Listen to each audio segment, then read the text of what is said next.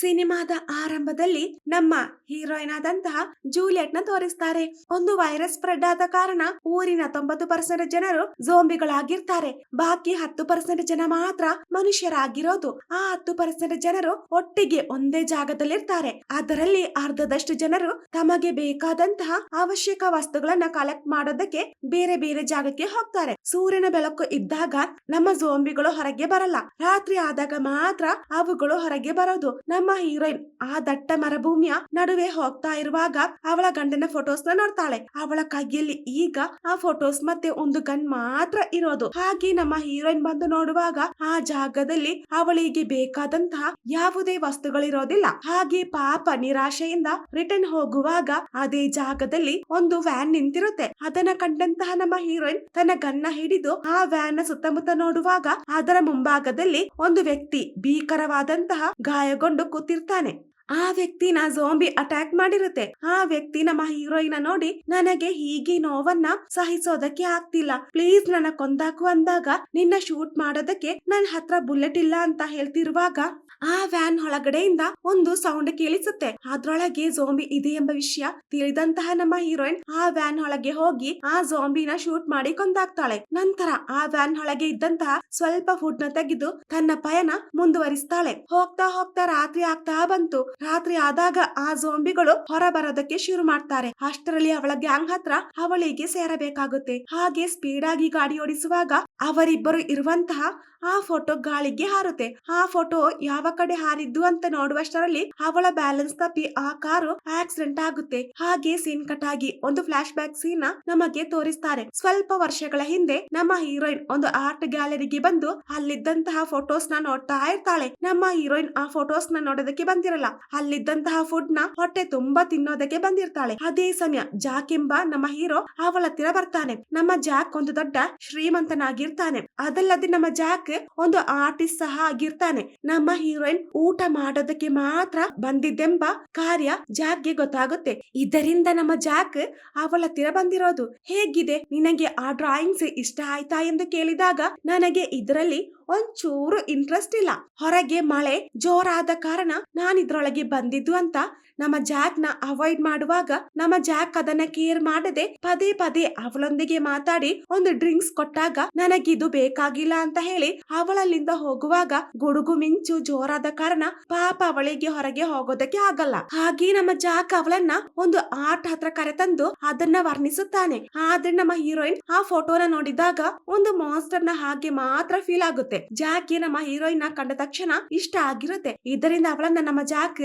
ತನ್ನ ಮನೆಗೆ ಇನ್ವೈಟ್ ಮಾಡ್ತಾನೆ. ಹಾಗೆ ಅವಳು ಜಾಕ್ ನ ಮನೆಗೆ ಬರ್ತಾಳೆ. ಪರಸ್ಪರ ತುಂಬಾ ಮಾತಾಡ್ತಾರೆ. ನಮ್ಮ ಜಾಕ್ ಅವನ ಬಗ್ಗೆ ಎಲ್ಲಾ ವಿಷಯಗಳನ್ನ ಓಪನ್ ಆಗಿ ಹೇಳ್ತಾನೆ. ಹಾಗೆ ಅವಳ ಬಗ್ಗೆ ಕೇಳಿದಾಗ ನಮ್ಮ ಹೀರೋಯಿನ್ ಒಂದು ಮಾತು ಸಹ ಆಡದೆ ಬೇಗ ಅಲ್ಲಿಂದ ಎದ್ದೋಗ್ತಾಳೆ. ಅವಳ ಈ ಬಿಹೇವಿಯರ್ ನೋಡಿ ಜಾಕ್ಗೆ ಡೌಟ್ ಶುರು ಆಗುತ್ತೆ. ಹಾಗೆ ಸ್ವಲ್ಪ ದಿನಗಳ ನಂತರ ನಮ್ಮ ಹೀರೋಯಿನ್ ಜಾಕ್ ಒಂದು ಏಜ್ ಆದಂತಹ ವ್ಯಕ್ತಿ ಜೊತೆ ಹೋಟೆಲ್ ಅಲ್ಲಿ ಇರೋದನ್ನ ನೋಡ್ತಾನೆ. ಆ ವ್ಯಕ್ತಿ ಜೊತೆ ಯಾವ ತರಹದ ಸಂಬಂಧ ಇರೋದು ಅಂತ ತಿಳಿಯೋದಕ್ಕೆ ಅವಳ ಹಿಂದೆ ಹೋಗಿ ನೋಡುವಾಗ ರಹಸ್ಯವಾಗಿ ಒಂದು ವಸ್ತು ಆ ವ್ಯಕ್ತಿ ಕೈಗೆ ಕೊಡೋದನ್ನ ನಮ್ಮ ಜಾಕ್ ನೋಡ್ತಾನೆ. ಹಾಗೆ ಅವಳ ಹಿಂದೆ ಬಂದು ನೋಡುವಾಗ ಅವಳು ಡ್ರಗ್ಸ್ ಖರೀದಿಸೋದನ್ನ ನಮ್ಮ ಜಾಕ್ ನೋಡೋದು. ಹಾಗೆ ಅವಳನ್ನ ಫಾಲೋ ಮಾಡಿ ಅವಳ ಅಪಾರ್ಟ್ಮೆಂಟ್ ಗೆ ಬರ್ತಾನೆ.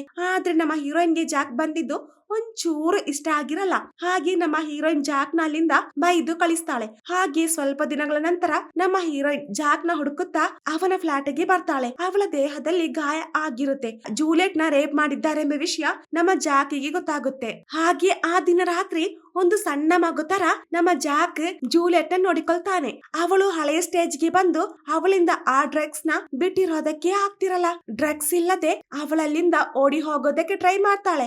ಆದ್ರೆ ಆ ಡೋರ್ ಲಾಕ್ ಆದ ಕಾರಣ ಅಲ್ಲಿದ್ದಂತಹ ವಸ್ತುಗಳನ್ನ ನಾಶ ಮಾಡ್ತಾಳೆ. ಆದ್ರೆ ನಮ್ಮ ಜಾಕ್ ಅದನ್ನ ನೋಡಿ ಸುಮ್ಮನೆ ನಿಂತಿರ್ತಾನೆ. ಹೇಗಾದ್ರೂ ಅವಳನ್ನ ಆ ಅಡಿಕ್ಷನ್ ಇಂದ ಹೊರಗೆ ತರಬೇಕು ಎಂಬ ಒಂದೇ ಒಂದು ಲಕ್ಷ್ಯ ಮಾತ್ರ ಅವನಿಗಿರೋದು. ಹಾಗೆ ಸ್ವಲ್ಪ ದಿನಗಳ ನಂತರ ನಮ್ಮ ಹೀರೋಯಿನ್ ಆ ಡ್ರಗ್ಸ್ ನ ಅಡಿಕ್ಷನ್ ಇಂದ ಹೊರಗೆ ಬಂದಿರ್ತಾಳೆ. ಹಾಗೆ ಅವರಿಬ್ಬರು ಮಾತನಾಡುವ ಅದೇ ಸಮಯ ನಮ್ಮ ಜಾಕ್ ಪ್ರೀತಿಯಿಂದ ಅವಳ ಮುಖ ಮುಟ್ಟಿ ನನಗೆ ನೀನಂದ್ರೆ ತುಂಬಾ ಇಷ್ಟ ಅಂತ ಪ್ರಪೋಸ್ ಮಾಡಿದಾಗ ನಮ್ಮ ಹೀರೋಯಿನ್ ಆಕ್ಸೆಪ್ಟ್ ಮಾಡ್ತಾಳೆ. ಹಾಗೆ ಅವರಿಬ್ಬರು ಒಂದು ಹೊಸ ಜೀವನಕ್ಕೆ ಕಾಲಿಡ್ತಾರೆ. ಜಾಕ್ ಅವಳಿಗೋಸ್ಕರ ಒಂದು ಹೊಸ ಮನೆ ಸಹ ಗಿಫ್ಟ್ ಆಗಿ ಕೊಡ್ತಾನೆ. ಹಾಗೆ ಅವರಿಬ್ಬರು ತುಂಬಾ ಪ್ರೀತಿಯಿಂದ ತಮ್ಮ ಜೀವನ ನಡೆಸ್ತಾರೆ. ಹಾಗೆ ಸ್ವಲ್ಪ ದಿನಗಳ ನಂತರ ನಮ್ಮ ಹೀರೋಯಿನ್ ಪ್ರೆಗ್ನೆಂಟ್ ಆಗ್ತಾಳೆ. ಆ ಮೂಮೆಂಟ್ ನ ಅವರಿಬ್ಬರು ತುಂಬಾ ಎಂಜಾಯ್ ಮಾಡ್ತಾರೆ. ಆದ್ರೆ ಡೆಲಿವರಿ ಟೈಮ್ ಅಲ್ಲಿ ಆ ಮಗು ಸತ್ತು ಹೋಗುತ್ತೆ. ಅದನ್ನ ಅವರಿಬ್ಬರಿಂದ ಸಹಿಸೋದಕ್ಕೆ ಆಗ್ತಿರಲ್ಲ. ಅವರಿಬ್ಬರು ಡಿಪ್ರೆಷನ್ ಗೆ ಬಂದ ಕಾರಣ ಪುನಃ ಸಿಟಿಗೆ ಹೋಗೋದಕ್ಕೆ ಡಿಸೈಡ್ ಮಾಡ್ತಾರೆ. ನಮ್ಮ ಹೀರೋಯಿನ್ ಪುನಃ ತನ್ನ ಹಳೆ ಲೈಫ್ ಸ್ಟೈಲ್ ಗೆ ಚೇಂಜ್ ಆಗ್ತಾಳೆ. ಮೆಲ್ಲೆ ಡ್ರಗ್ಸ್ ನ ಯೂಸ್ ಮಾಡ್ತಾಳೆ.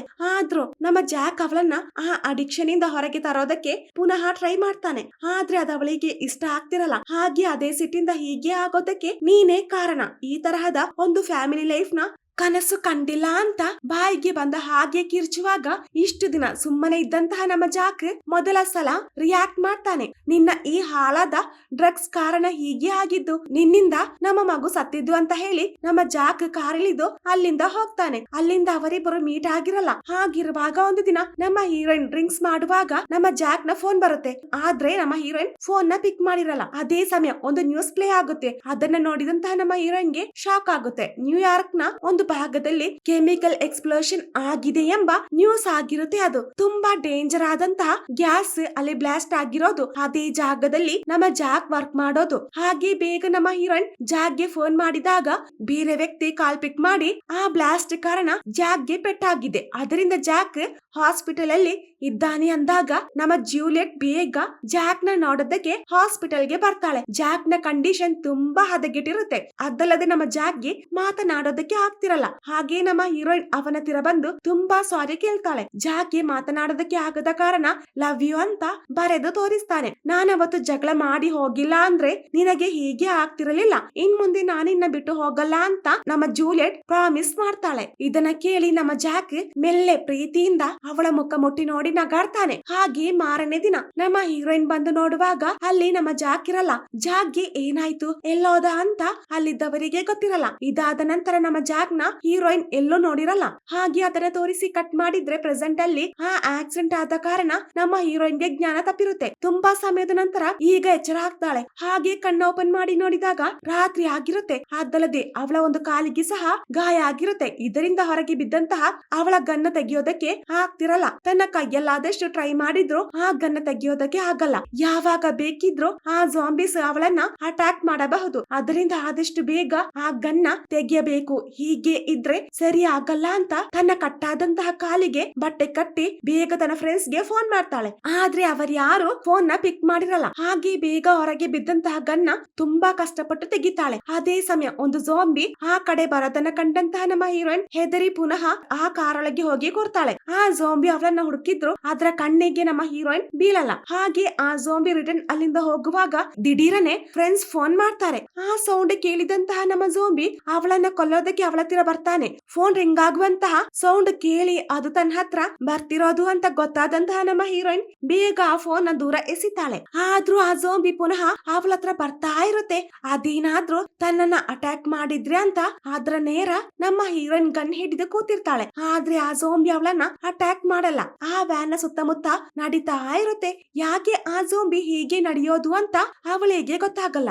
ಅದೇ ಸಮಯ ನಮ್ಮ ಹೀರೋಯಿನ್ ಹೆಡ್ ಲೈಟ್ ನ ಆನ್ ಮಾಡ್ತಾಳೆ. ಜಾಂಬಿಗಳಿಗೆ ಲೈಟ್ಸ್ ಅಂದ್ರೆ ಇಷ್ಟ ಇಲ್ಲದ ಕಾರಣ ಜಾಂಬಿ ಬೇಗ ಅಲ್ಲಿಂದ ಓಡಿ ಹೋಗುತ್ತೆ. ಜಾಂಬಿ ಹೋದ ಕಾರಣ ಸಮಾಧಾನದಿಂದ ಕೂತಿರುವಾಗ ಆ ಸ್ಪೋಟ್ ಗೆ ಒಂದು ವ್ಯಾನ್ ಬರುತ್ತೆ. ಅವಳನ್ನ ರಕ್ಷಿಸೋದಕ್ಕೆ ಫ್ರೆಂಡ್ಸ್ ಬಂದಿರಬಹುದು ಅಂತ ಬೇಗ ಹಾರ್ನ್ ಹೊಡೆದಾಗ ಆ ವ್ಯಕ್ತಿ ಅವಳ ಹತ್ತಿರ ಬರ್ತಾನೆ.